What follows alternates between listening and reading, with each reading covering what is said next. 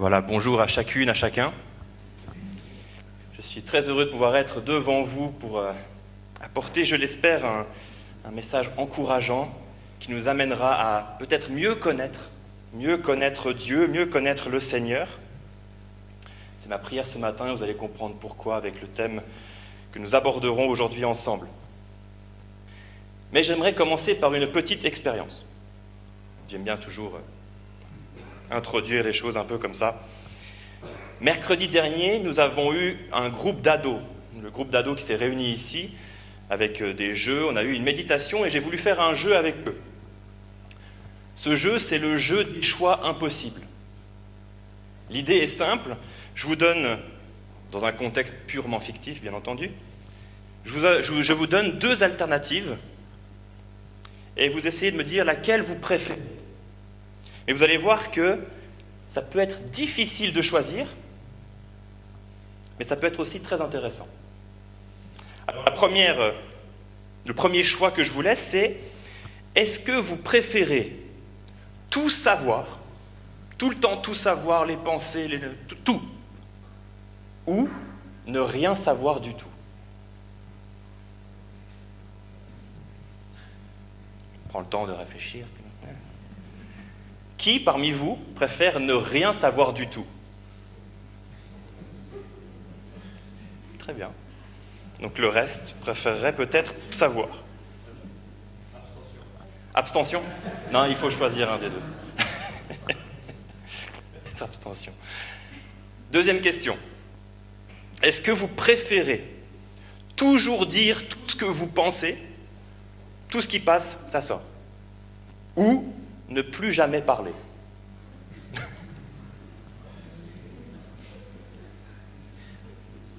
Ah. Qui préférerait ne plus jamais parler? Ok. Comment tu dis? Comment tu as dit? Si je pouvais, ça serait. En fait, je trouvais intéressant simplement de poser ces deux questions parce qu'elles nous font réfléchir sur ce que l'on veut bien connaître. D'abord, qu'est-ce que je veux bien savoir dans tout ce qui se passe autour de moi? Est-ce que je suis prêt à tout savoir ou est-ce que je préfère ignorer certaines choses? Et la deuxième question, est-ce que je suis prêt à faire connaître aux autres certaines choses sur moi? Qu'est-ce que je suis prêt à révéler de ma personne que moi seul sais dans mon cœur? Est-ce que je préfère tout dire ou cacher la plupart des choses? Et je trouve intéressant parce que dans notre monde aujourd'hui technologique et tout ça, on a un formidable outil, et avec ce petit machin qui tient dans ma poche, je peux avoir accès à toute l'information, tout le temps. Si je veux chercher sur ce qui se passe à l'autre bout du monde, je peux trouver une information là-dessus. Si je veux trouver même des trucs qui sont faux, je peux trouver tout ce que je veux là-dessus. Mais est-ce que je veux vraiment savoir tout ça? Et en plus, avec cet appareil également, et notamment avec les réseaux sociaux, ça nous pose la question, qu'est-ce que je veux bien révéler de ma vie privée? Qu'est-ce que je poste? Qu'est-ce que je publie sur moi? Que les autres pourront voir et ça sera utilisé, on ne sait pas trop comment. Mais qu'est-ce que je suis prêt à révéler au monde entier? Et qu'est-ce que je cache? Alors c'est quand même, du coup, un outil très puissant qu'on a entre nos mains, mine de rien. On peut véhiculer beaucoup de bien avec ce truc-là. Mais on peut véhiculer aussi beaucoup de mal. Mais ce qui est intéressant aussi, c'est que à partir du moment où je clique sur le petit bouton mode avion, ou s'il n'y a plus de réseau, ou s'il n'est pas chargé parce qu'il y a eu une coupure de courant dans tout le village de Cours, ou juste la moitié de ce côté-là de la rivière, je ne peux plus le charger, il n'a plus de batterie, tout outil perd toute sa puissance. Et vous connaissez peut-être la frustration des enfants qui vous appellent quand vous avez mis un bloqueur sur le téléphone. « Papa, tu peux rajouter du temps? Parce que là, j'ai plus accès à toute cette connaissance et tout ce savoir. » Alors, je voulais simplement me servir de cette image du téléphone pour montrer qu'est-ce qu'on est prêt à connaître ou à faire connaître de nous, parce que je crois que ça illustre assez bien le thème d'aujourd'hui. En fait, on va continuer notre périple dans les dons de l'esprit. Je crois qu'on en est à la 5e prédication sur le sujet, sur ces sujets-là en tout cas. Et aujourd'hui, il sera question de ce que l'apôtre Paul nomme la parole de sagesse et la parole de connaissance. À l'un est donné une parole de sagesse, une parole de connaissance. Et on va parcourir ensemble ce thème, essayer de comprendre ensemble de quoi ça parle, de quoi ça s'agit. Qu'est-ce que c'est que cette parole de connaissance et cette parole de sagesse? Alors pour nous conduire, j'ai choisi le verset de 1 Corinthiens 12, versets 7 et 8, si vous voulez le lire avec moi. 1 Corinthiens 12, versets 7 et 8. Je vous laisse le temps de prendre aussi. 1 Corinthiens 12, versets 7 et 8.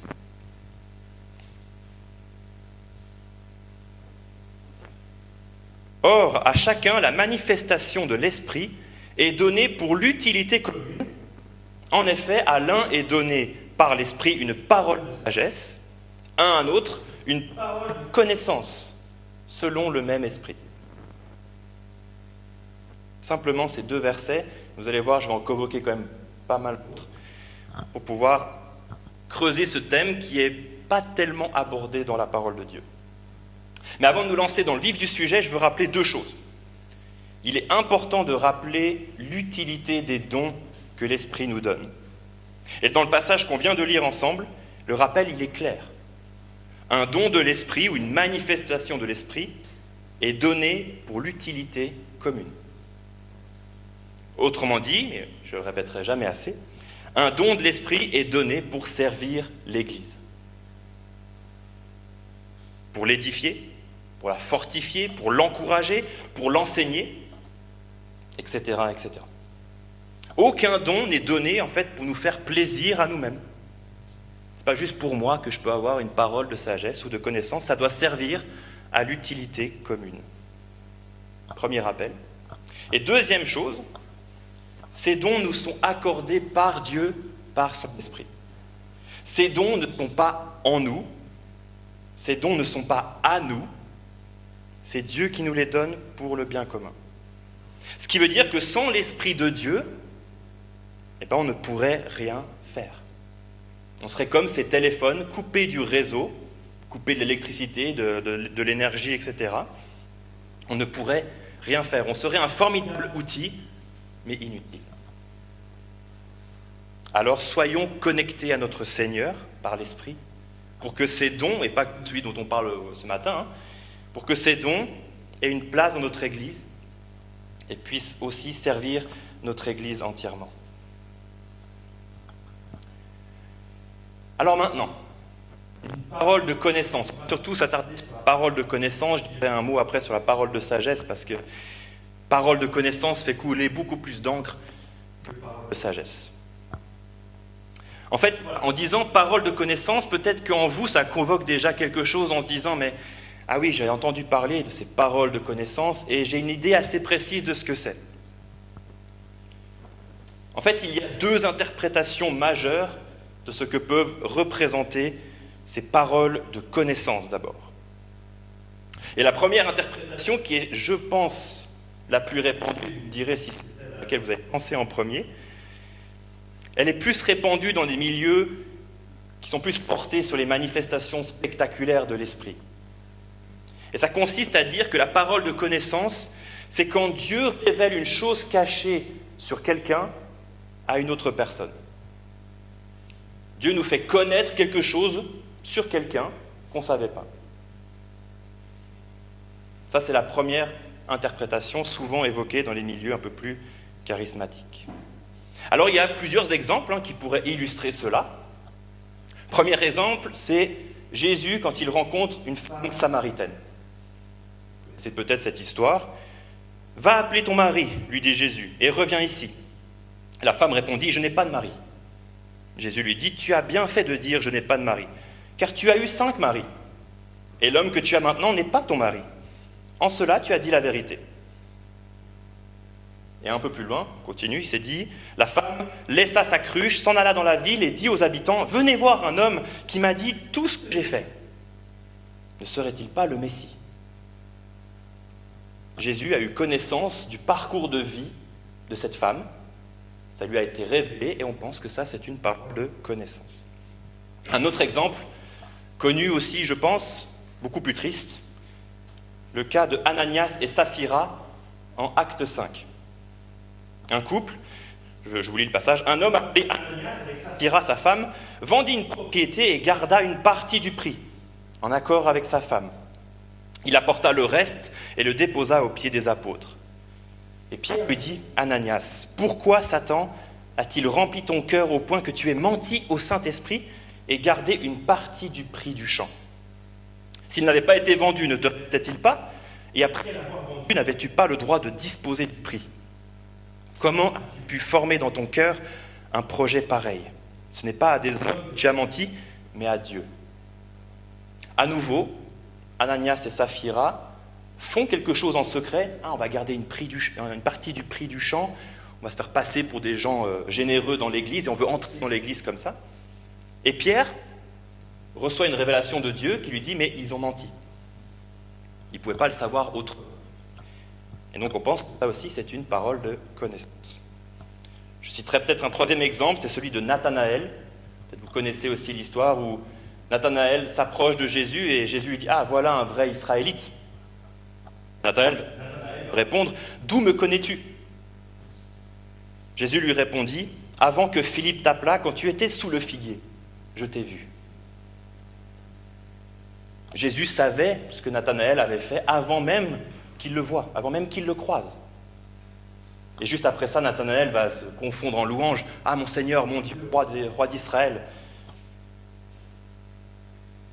Voilà des cas où Jésus, ou des disciples de Jésus, ont connaissance de choses qui sont cachées. En tout cas, à moins que la femme samaritaine ait publié des photos de ses 5 mariages sur les réseaux sociaux, des choses que personne ne peut savoir. Tout comme ce projet aussi malveillant de Ananias et Saphira, on peut imaginer que ce projet a été fait dans l'intimité du couple à la maison. Ah, on va vendre notre terrain, on garde une partie du prix, et puis comme ça on sera bien vu dans l'église et on peut entrer dans l'église. Comment savoir ces choses-là ? Donc c'est la première interprétation. Dieu révèle des choses secrètes, cachées ou privées sur des personnes à d'autres personnes. Alors dans quel but Dieu ferait-il cela ? Pour révéler qu'il est Dieu, qu'il voit et qu'il sait toutes choses. Et pour cette femme samaritaine, par exemple, ça lui a permis de se rendre compte que Jésus est le Messie, de témoigner de cela dans tout le village. Pour Ananias et Saphira, ça a été un jugement contre leur péché. Mais leur exemple a servi à rappeler à toute l'Église « on ne rigole pas avec Dieu ». Et pour Nathanaël, cette révélation a servi à cet homme de se rendre compte que, où qu'il soit, quoi qu'il fasse, Dieu le voit. Et il prend soin. Mais maintenant, j'ai un souci avec cette interprétation. En effet, il me semble que la parole de connaissance dont il est question dans 1 Corinthiens 12 que nous avons lu ensemble, en fait, ça ne relève pas de cela. Et je vais vous donner plusieurs raisons pour cela. La première, tout d'abord, c'est parce que le terme utilisé, c'est connaissance. Gnosis, en grec, gnos, qui est venu agnostique dans notre langue. Des gens qui ne croient pas qu'on peut connaître Dieu, agnostique. Et donc, s'il était question de révélation, révéler des choses cachées, pourquoi ne pas utiliser le terme révélation ? Il existe ce terme en grec, révélation. Il semblerait plus approprié, mais là, c'est connaissance qui est utilisé. Je reviendrai sur l'utilisation de ce terme un peu après. Première raison. Deuxième raison, le contexte dans le passage. À l'un est donné une parole de sagesse et à un autre une parole de connaissance. Les deux sont mis ensemble, parole de sagesse et parole de connaissance. Ce qui semble vouloir dire que les deux sont sur un même registre, quelque chose d'assez similaire. Et pas un est une parole, un bon conseil, et puis le deuxième, pouf, une révélation incroyable de Dieu. Ça semblerait trop loin l'un de l'autre. Troisième chose, Il faut pas mal me comprendre. Je ne suis pas en train de dire que ce genre de manifestation de l'esprit n'existe pas. Ce n'est pas ça que je dis. La Bible nous en parle, on a cité des exemples où on voit que Dieu révèle des choses cachées. Et je crois que l'esprit peut se manifester de cette manière. Mais je crois que cela relève davantage du don de prophétie que de la parole de connaissance. À mon sens, la parole de connaissance est autre chose. D'ailleurs, quand Jésus va révéler tout le passé de la femme samaritaine, tout ce qu'elle a fait, la femme samaritaine va dire quoi? Je vois que tu es un prophète. Plutôt une prophétie. Et d'ailleurs, quatrième raison, il y a d'autres exemples similaires dans l'Ancien Testament où des révélations sont données à certaines personnes, et très souvent ces personnes sont des prophètes. Par exemple, le prophète Nathan, qui a connaissance du péché de David, qui a commis un adultère. Dieu lui a révélé cela. Un exemple un peu plus amusant, le prophète Samuel qui cherche Saül pour le faire roi. Où est Saül? Et Dieu lui révèle que Saül est caché derrière les bagages. Dieu lui révèle que Saül, il est là-bas derrière. Ou encore, on peut penser à Daniel, qui devine le rêve du roi Nebuchadnezzar, le roi de Babylone, et peut en donner l'interprétation. Ce sont tous des cas similaires où Dieu révèle quelque chose de caché, mais c'est le don de prophétie. Ce n'est pas vraiment une parole de connaissance. Est-ce que ça va jusque-là? Tout va bien? Alors je vous propose maintenant la deuxième interprétation de ce que peut être une parole de connaissance. Et en fait, j'ai trouvé une formulation très intéressante en me documentant un peu sur ce thème-là. Et c'est un pasteur qui s'appelle Laurent Bauchy qui a donné une formulation que j'aime bien. Une parole de connaissance, c'est un message qui enrichit les connaissances spirituelles de ceux qui l'entendent et qui expose avec clarté les vérités de la parole de Dieu. Je répète une fois, une parole de connaissance, un message qui enrichit les connaissances spirituelles de ceux qui l'entendent et qui expose avec clarté les vérités de la parole de Dieu. Et donc je vais vous proposer plusieurs explications, plusieurs points qui, pour moi, valident plutôt cette interprétation. Premièrement, je l'ai dit un peu avant, mais le terme « connaissance » qui est utilisé. Il est bien question ici de connaissance. Ce n'est pas une parole de révélation, ce n'est pas le même terme. Et en fait, connaissance, donc gnos en grec, ça revient plus d'une trentaine de fois dans le Nouveau Testament. Et encore, après, il y a d'autres mots qui ont la même racine, et on pourrait multiplier jusqu'à une cinquantaine d'occurrences. Et donc, je vais vous lire quelques passages, et vous allez voir qu'en fait, le mot connaissance a un autre sens. Luc, verset 1, verset 76-77. « Et toi, petit enfant, tu seras appelé prophète du Très-Haut, car tu marcheras sous le regard du Seigneur pour préparer ses chemins et pour donner à son peuple la connaissance du salut, par le pardon de ses péchés. » Connaissance du salut, comprendre ce qu'est le salut. Romains, chapitre 2, verset 20. C'est l'apôtre Paul qui s'adresse aux personnes d'origine juive. « Toi qui te donnes le nom de juif, tu es convaincu d'être le conducteur des aveugles, la lumière de ceux qui sont dans les ténèbres, l'éducateur des ignorants, le maître des enfants, parce que tu possèdes dans la loi l'expression de la connaissance et de la vérité. » Connaissance, là, a un sens de transmettre, savoir, transmettre une compréhension qui vient de la loi, pour le cas ici des personnes d'origine juive. Un autre cas que j'ai trouvé très intéressant, 1 Corinthiens chapitre 8, versets 1 à 3. Paul va parler des viandes qui étaient sacrifiées à des idoles et leur explique pourquoi ce n'est pas si grave d'en manger, si on a la connaissance. Il est dit ceci. « En ce qui concerne les viandes sacrifiées aux idoles, nous savons que nous avons tous la connaissance. La connaissance rend orgueilleux, mais l'amour édifie. Si quelqu'un croit savoir, c'est le même mot, savoir quelque chose, il ne connaît rien comme il faudrait connaître. Mais si quelqu'un aime Dieu, il est connu de lui. » Dans 3 versets, 6 fois, le mot connaissance ou des verbes avec la racine connaissance apparaissent. Et là, on voit bien qu'il est question d'une compréhension. Compréhension de ce que c'est les viandes sacrifiées aux idoles, comprendre pourquoi ce n'est pas si grave, etc. Mais ça ajoute une nuance, puisqu'à la fin, il est dit « Mais si quelqu'un aime Dieu, il est connu de lui. » C'est pas juste, on n'est pas révélé à Dieu, on est connu de lui. Je vais venir un peu après. Et enfin, dernier verset, Éphésiens 3, chapitre 3, verset 19. Paul prie pour que l'on connaisse l'amour de Jésus-Christ, connaître cet amour qui surpasse toute connaissance, afin que vous soyez remplis de toute la plénitude de Dieu. Et dans d'autres versions, c'est dit, pour que vous connaissiez cet amour qui dépasse tout ce que l'on peut comprendre. Connaissance. Dans tous ces cas-là, on se rend compte que le terme connaissance, en fait, désigne autre chose qu'une révélation. Alors ça serait étonnant qu'au travers de toutes ces occurrences, une trentaine ou une cinquantaine, en fonction des racines qu'on prend, il n'y a que 1 Corinthiens 12, verset 8, qui signifie révélation. Ce serait étonnant.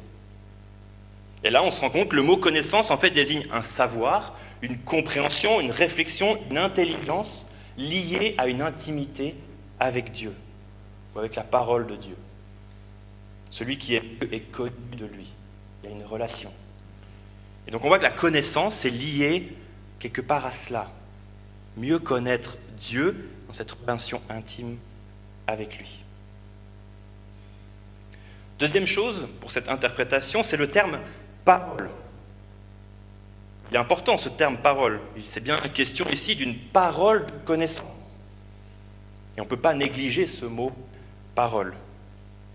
Là où le mot prophétie en lui-même désigne une révélation reçue de Dieu, et cette révélation peut être transmise ensuite, là l'insistance est mise sur le fait de transmettre par la parole. S'il faut une parole de connaissance, c'est dans le but de transmettre quelque chose. Donc attention, la différence elle est subtile quand même.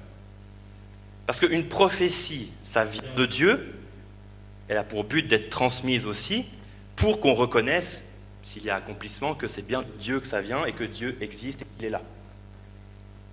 Et une parole de connaissance, ça vient aussi de Dieu, mais ça a pour but de transmettre la connaissance dans une dimension réelle d'enseignement, je crois. Donc attention, parce que dans certains milieux, vous pourriez entendre « Ah, j'ai reçu une parole de connaissance. Il y a quelqu'un ici dans cette salle qui s'est blessé au genou il y a 3 jours. Qui est-il qu'il se montre ?» Alors, je ne veux pas critiquer une telle parole, peut-être ça pourrait relever du don de prophétie, mais je ne crois pas que ça relève de la parole de connaissance. Parce qu'il n'y a rien qui est transmis par cela. La parole de connaissance a pour but de transmettre la connaissance. Et à nouveau, faites attention à ce genre de proclamation en vous demandant sur qui le projecteur est mis. À qui revient la gloire ? À Christ ou à celui à qui Dieu parle directement et révèle des choses ? Faisons attention. Donc le terme parole, transmettre la connaissance. Et troisièmement, il faut quand même le dire aussi, c'est quelque chose qui vient de Dieu. C'est quand même une révélation de Dieu. Il faut quand même souligner ça, mais ce n'est pas du même ordre que de la prophétie. C'est une compréhension de qui est Dieu et de son œuvre. J'ai 2 exemples pour vous. Par exemple, Matthieu 16, versets 15 à 17. « Et vous, leur dit Jésus, qui dites-vous que je suis ? Simon-Pierre répondit, « Tu es le Christ, le Fils du Dieu vivant. » Jésus, reprenant la parole, lui dit, « Tu es heureux, Simon, fils de Jonas, car ce ne sont pas la chair et le sang qui t'ont révélé cela, mais c'est mon Père qui est dans les cieux. » Dieu a révélé à Simon-Pierre que Jésus-Christ est bien le Fils du Dieu vivant, le Christ, le Messie. Mais ce n'est pas une prophétie. Vous voyez la différence ? C'est une compréhension de la connaissance de qui est Dieu, une intimité renouvelée avec lui. 1 Timothée, chapitre 2, versets 3 et 4, nous dit aussi Voilà ce qui est bon et agréable devant Dieu notre Sauveur, qui veut que tous les hommes soient sauvés et parviennent à la connaissance de la vérité. Dieu qui veut que tous les hommes soient sauvés et parviennent à la connaissance de la vérité. On voit que Dieu désire qu'on le connaisse mieux, qu'on connaisse qui il est, qu'on connaisse cette vérité, qu'on connaisse Jésus-Christ. Et c'est ça que l'on veut transmettre par une parole de connaissance. C'est le summum de la connaissance spirituelle, c'est le salut en Jésus-Christ et celui qu'il a envoyé, Dieu le Père. Donc pour résumer, la parole de connaissance, c'est un message qui enrichit les connaissances spirituelles de ceux qui l'entendent et qui expose avec clarté les vérités de la parole de Dieu. Et le summum de cette connaissance, c'est Jésus-Christ, le salut que Dieu a donné, connaître cette vérité. Parce que Dieu veut que tous les hommes soient sauvés et parviennent à la connaissance de la vérité. Je vais parler rapidement des paroles de sagesse, mais je voulais digérer cela. Voilà encore courtement sur la parole de sagesse.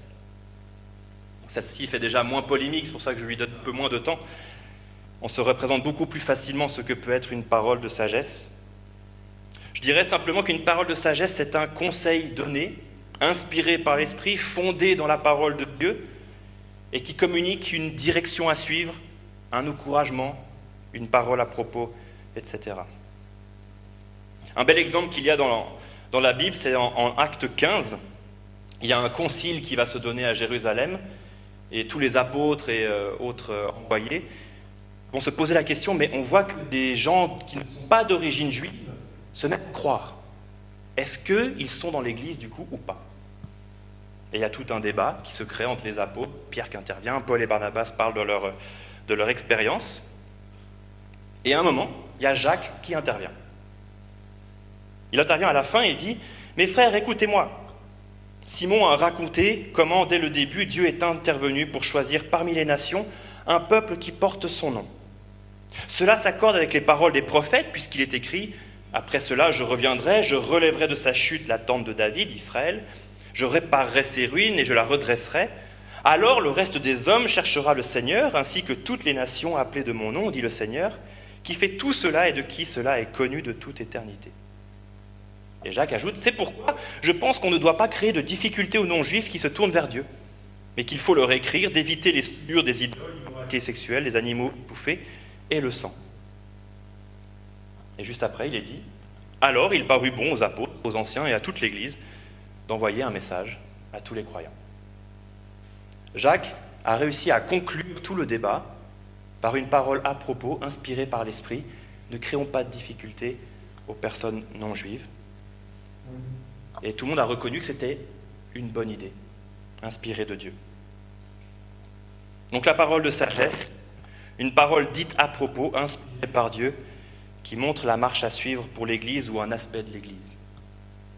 Et en fait, c'est aussi une transmission de connaissances, mais dans une dimension beaucoup plus pratique.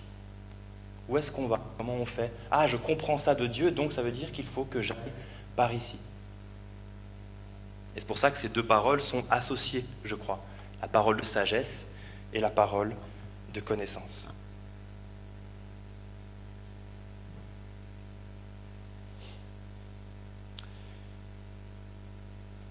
Pour conclure,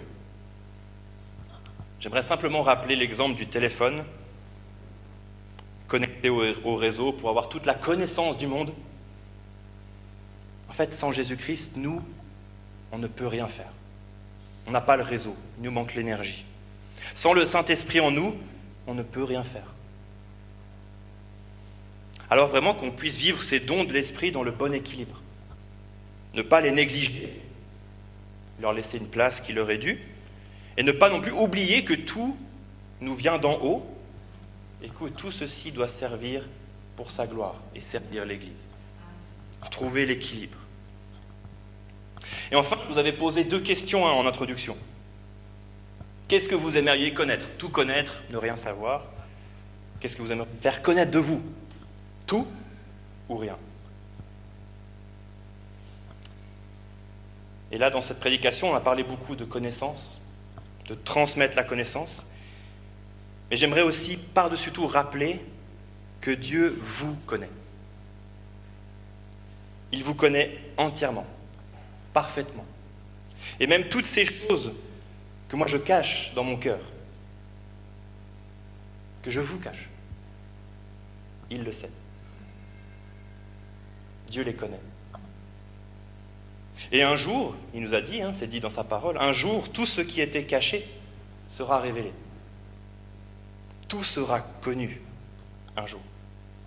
Alors je saisis justement cette occasion où on parle de connaissance, de révélation de ce qui peut être caché, on a parlé un peu de ça, pour rappeler qu'il faut nous mettre en règle devant Dieu.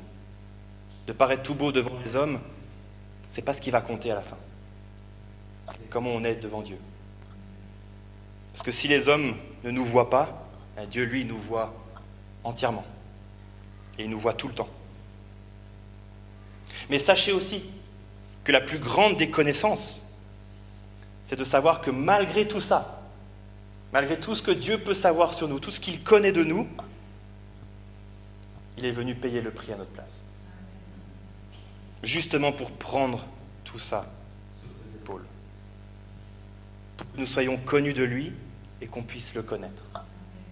Et j'aimerais aussi rappeler cette parole de Jésus-Christ, qui a prié pour ses disciples en Jean 17, et qui a dit « Mais tu leur as fait connaître la vie éternelle ». Jean 17, 3 dit « Et la vie éternelle, c'est qu'ils te connaissent ». La vie éternelle, c'est que nous connaissions pleinement notre Dieu. Alors qu'au travers de ceux qui ont ce don de parole de connaissance, on puisse apprendre à mieux connaître Dieu, mieux connaître qui il est, et qu'on goûte alors à cette vie éternelle. La vie éternelle, c'est qu'ils te connaissent, et qu'ils connaissent celui que tu as envoyé. Je veux encore prier. Oui, Père éternel, merci pour cette connaissance. Merci parce que tu as voulu venir vers nous pour restaurer cette relation. Pour qu'on ne puisse pas juste dire « Ah oui, Dieu existe », et pour qu'on puisse dire vraiment « Mais je connais Dieu ». Pour qu'on puisse avoir cette relation avec toi. Merci Seigneur parce que oui, tu as pris tout ce qui nous séparait de toi. Sur la croix, tu as pris tout le péché. Et quand tu es mort, le voile qui séparait le lieu très saint du lieu saint s'est séparé en deux pour dire mais l'accès est ouvert. Et on peut connaître Dieu, on peut se tenir devant toi, on peut te prier et tu nous connais. Je veux te dire merci parce que je crois qu'il y a beaucoup de fois dans ma vie où je ne vois pas que tu interviens, où je ne vois pas tout le bien que tu me donnes. Et je vois juste à ce qui ne va pas, à ce qui me manque, à ce que j'aimerais encore, à ce que j'envie. Et Seigneur, je dois reconnaître et apprendre à compter tes bienfaits chaque jour parce que je crois que tu me donnes énormément de choses.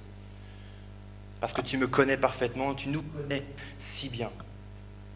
Merci Seigneur parce que tu t'approches de nous, merci Seigneur parce que tu te soucies de chacun d'entre nous. Tu ne nous as pas abandonnés, mais tu es venu nous sauver et tu as dit que tu reviendras. Alors gloire à ton nom, à toi soit la puissance, le règne et la gloire pour tous les siècles, en Jésus-Christ. Amen.